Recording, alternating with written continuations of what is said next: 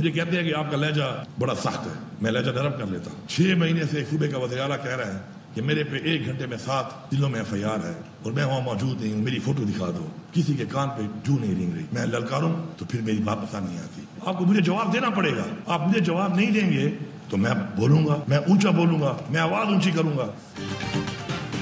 کان پر جو نہیں رینگتی، للکاروں تو بات پسند نہیں آتی، کہتے ہیں لہجہ بڑا سخت ہے، ٹھیک ہے لہجہ نرم کر لیتا ہوں، جواب نہیں دیں گے تو آواز اونچی کروں گا، نکلوں گا۔ وزیر اعلیٰ علی امین گنڈاپور کا 9 ستمبر واقعے کے بعد پہلا خطاب۔ پشاور میں وکلا کی تقریب سے خطاب میں علی امین نے کہا، لہجہ نرم ہو یا سخت، میری سوچ اور نظریہ کوئی قید نہیں کر سکتا۔ تمہارے باپ کا نوکر یا مزارع نہیں ہوں، جواب دینا پڑے گا، سر جھکاؤں گا نہیں، کٹواؤں گا، لیکن ضرور اپنی آزادی پر سمجھوتا نہیں کروں گا۔ آئین توڑنے پر آج تک سزا نہیں ہوئی، یہ آئین پھر ٹوٹے گا، بار بار ٹوٹے گا، جب سزا ہوگی تو کوئی جرت نہیں کرے گا۔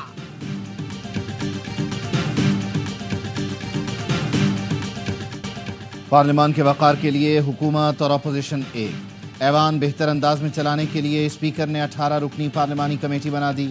ایاز صادق نے اسمبلی سیشن میں چارٹر آف پارلیمنٹ کی تجویز دی تھی۔ اسپیکر کا کہنا تھا، ہماری قیادت ساتھ بیٹھے یا نہ بیٹھے، کیا ہم ارکان پارلیمنٹ ساتھ نہیں بیٹھ سکتے؟ تنقید ضرور کریں لیکن ایک دوسرے کی عزت کا بھی خیال رکھیں۔ پارلیمنٹ کا استحقاق مجروح کیا گیا، واقعے کی تہ تک جاؤں گا۔ چارٹر آف پارلیمنٹ کے لیے بلاول بھٹو کی تجویز پر تحریک منظور، 18 رکنی پارلیمانی کمیٹی کا نوٹیفیکیشن جاری۔ کمیٹی میں اسحاق ڈار، خواجہ آصف، نوید قمر، خالد مقبول صدیقی، علیم خان، محمود خان اچکزئی، اختر مینگل، بیرسٹر گوہر، اعجاز الحق اور دیگر شامل۔ کمیٹی پارلیمنٹ کے امور کو بہتر انداز سے چلانے کا کام کرے گی۔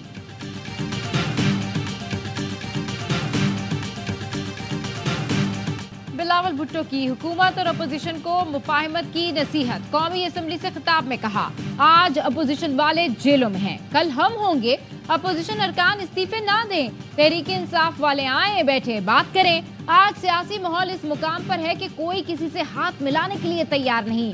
اسمبلی کی گیلری میں طلبہ بھی بیٹھے ہیں، ہمیں دیکھ کر ان میں سے کون سیاست میں آئے گا؟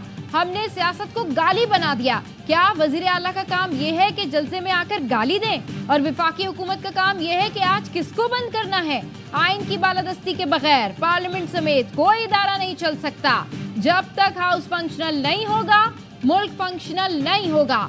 بلاول بھٹو نے مہنگائی کی شرح کم ہونے پر حکومت کی تعریف کر دی، کہا اپوزیشن کو اعتراف کرنا چاہیے کہ مہنگائی کی شرح کم ہو رہی ہے، تجویز دینی چاہیے کہ مہنگائی مزید کم کیسے ہو سکتی ہے، بلا وجہ تنقید کر کے IMF جیسے اداروں کے ساتھ مذاکرات کو نقصان نہ پہنچائیں۔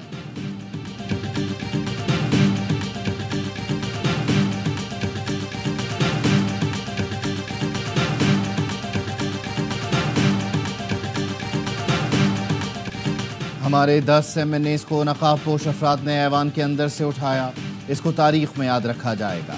ہر دروازہ کھولا گیا، چابیاں کس کے پاس تھیں، لائٹس کس نے آف کی؟ بیرسٹر گوہر کے قومی اسمبلی میں سوالات، کہا انکوائری ایسی نہ کرائیں جس میں معصوم بندوں کو معطل کر دیں۔ وزیر اطلاعات عطا طارر نے کہا ثبوت موجود ہیں، کسی کو ہاؤس کے اندر سے نہیں اٹھایا گیا، اسپیکرز آفس میں ریکارڈ موجود ہے، کہہ دیں وہ غلط ہے۔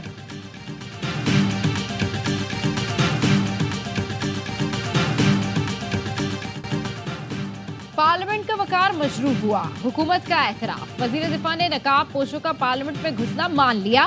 خواجہ آصف نے کہا اس میں کوئی شک نہیں، پولیس اور نقاب پوشوں کی آمد سے اجتماعی خلاف ورزی ہوئی، ہمیں نشانہ بنایا گیا، پارلیمنٹ میں ریڈ لائن کراس ہوئی تو PTI کے جلسے میں بھی کئی لائنیں کراس ہوئیں۔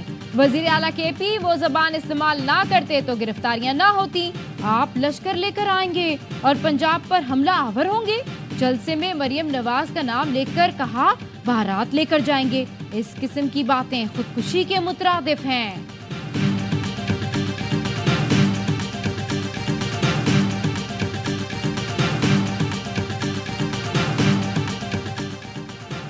اسپیکر قومی اسمبلی نے گرفتار PTI ارکان کے پروڈکشن آرڈر جاری کر دیے۔ پارلیمنٹ سے ارکان کی گرفتاری پر اسپیکر کا ایکشن، غیر ذمہ داری پر سارجنٹ ایٹ آرمز اشفاق اشرف اور دیگر 4 سیکیورٹی اہلکاروں کو معطل کر دیا۔ لائٹ بند کرنے کے الزام میں CDA کے 5 اہلکار بھی معطل، 5 کو پارلیمنٹ ہاؤس سے واپس بھیج دیا گیا۔ اسپیکر نے ایڈیشنل سیکرٹری کی سربراہی میں تحقیقاتی کمیٹی بھی بنا دی۔ اسپیکر کا تحقیقات کے لیے وزارت داخلہ کو بھی خط۔ ذرائع کا کہنا ہے خط میں لکھا گیا وزارت داخلہ گرفتاریوں سے متعلق تحقیقات کر کے اسپیکر کو بھی آگاہ کرے۔ وزارت داخلہ میں تحقیقاتی کمیٹی تشکیل دیے جانے پر مشاورت۔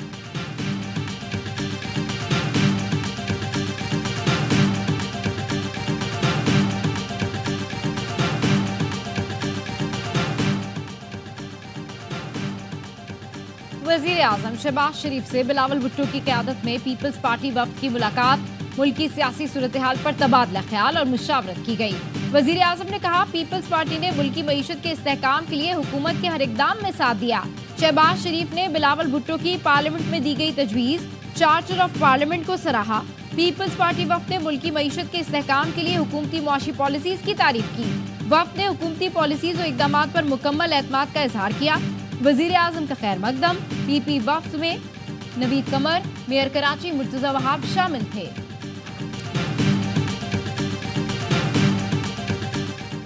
آئین اور جمہوریت سے متصادم قانون سازی کی حمایت نہیں کریں گے۔ اپوزیشن کی کوئی جماعت آئین سے متصادم قانون سازی کی حمایت نہیں کرے گی، مولانا فضل الرحمان نے واضح کر دیا۔ سابق وفاقی وزیر محمد علی درانی سے رات گئے ملاقات میں گفتگو کرتے ہوئے کہا حکومت کے اقدامات عوام کے مفاد سے متصادم ہیں۔ ایسی حکومت کے ساتھ جانے کا مطلب عوام کے غیظ و غضب کو دعوت دینا ہے۔ جے یو آئی اپوزیشن کا حصہ ہے اور رہے گی۔ ملاقات میں محمد علی درانی نے کہا مولانا فضل الرحمان تاریخ کی درست سمت میں کھڑے ہیں۔ آپ ہمیشہ سیاسی روایات اور جمہوری اقدار کے امین رہے ہیں۔ حافظ حمداللہ کا کہنا ہے حکومت کی حمایت کرنا یا حصہ بننا ہماری مجبوری نہیں، حکومت کا حصہ بننا آب ایل مجھے مار کی مانند ہے۔ پارلیمنٹ خود مختار حیثیت کھو چکی ہے۔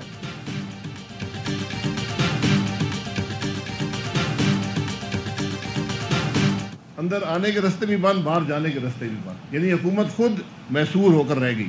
یہ کون سی جمہوریت ہے؟ پاکستان کے دارالحکومت میں جمہوریت نہیں ہے۔ ایک ایس ایچ او کی مار ہیں سارے قومی اسمبلی کے ممبران اور سینٹ کے ممبران، ہم سب بھی جو ہے بیٹھے ہیں ایک ایس ایچ او کی مار ہے۔ آج اسلام آباد میں جمہوریت نہیں آمریت ہے، تمام ارکان اسمبلی ایک ایس ایچ او کی مار ہے۔ شاہد خاقان عباسی کی پریس کانفرنس، کہا ایک جلسے کی وجہ سے حکومت نے پورا اسلام آباد بند کر دیا۔ جلسے کی اجازت دے کر راستے بند کرنا کون سی جمہوریت ہے؟ پی ٹی آئی کے جلسے میں عوام کی کوئی بات نہیں ہوئی۔ حکومت جس طرف جا رہی ہے وہ تباہی اور بگاڑ کا راستہ ہے۔ آئینی اور جمہوری روایات سے متصادم قانون نہ بنائیں۔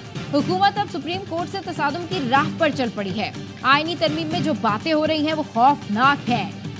چیف جسٹس قاضی سے انکار کر کے تاریخ میں اپنا نام لکھوا سکتے ہیں۔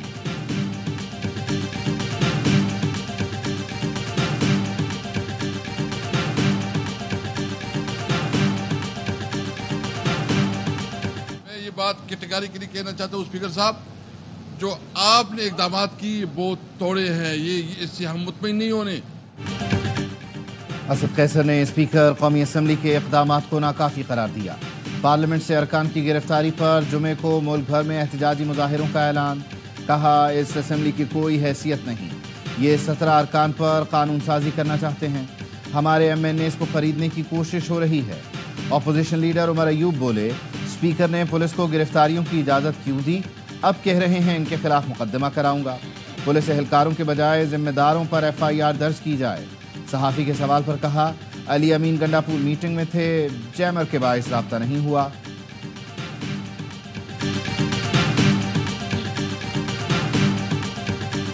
پشاور ہائی کورٹ نے 3 پی ٹی آئی رہنماؤں کی حفاظتی ضمانت منظور کر لی۔ عمر ایوب، اسد قیصر اور فیصل امین کی 7 اکتوبر تک حفاظتی ضمانت منظور۔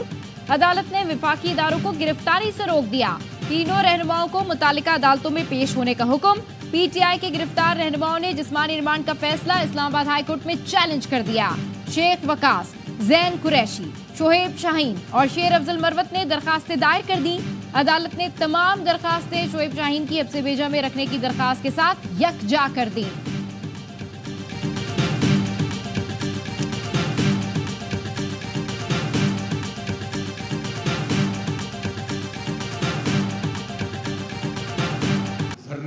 اس تحریک کی بنیاد مضبوط طریقے سے رکھ دی ہے۔ لوگوں کو یہ امید پیدا ہوئی ہے کہ اب ان کے جو देरीना मसाइल हैं, मुश्किलात हैं, उसके हल की तरफ पेशरफ्त होगी। हुकूमत को घुटने टेकने पर मजबूर भी करेंगे। और 45 दिन का जो मुआहदा हुकूमत ने जमात इस्लामी के धरने से किया था, ये 12-13 दिन भी हम काउंट कर रहे हैं। 13 दिन रह गए, हुकूमत को घुटने टेकने पर मजबूर करेंगे। धरने से आवाम को उम्मीद हुई कि उनके मसाइल हल की तरफ आवाज पैदा हुई है। अमीर जमात इस्लामी हाफिज नईमुर रहमान का रावलपिंडी में कन्वेंशन से खिताब, कहा बिजली के बाद अब गैस का बहरान सामने आ खड़ा हुआ है। IMF की मजबूरी क्यों है? हुक्मरानों की अयाशियां जारी हैं, अवाम पर बोझ डाला जाता है। अगर ये बड़ी गाड़ियां छोटी करें तो अरबों रुपए की बचत होगी। टैक्सों की ऐसी शक्लें हैं जो पूरी दुनिया में किसी ने सुनी नहीं होंगी। वजीर तवानाई ने भी इन टैक्सों पर जवाब देने के बजाय आएं बाएं शाएं करने लगे। ये चंद लोगों को नवाज कर मुल्की सनत का पहिया जाम करना चाहते हैं।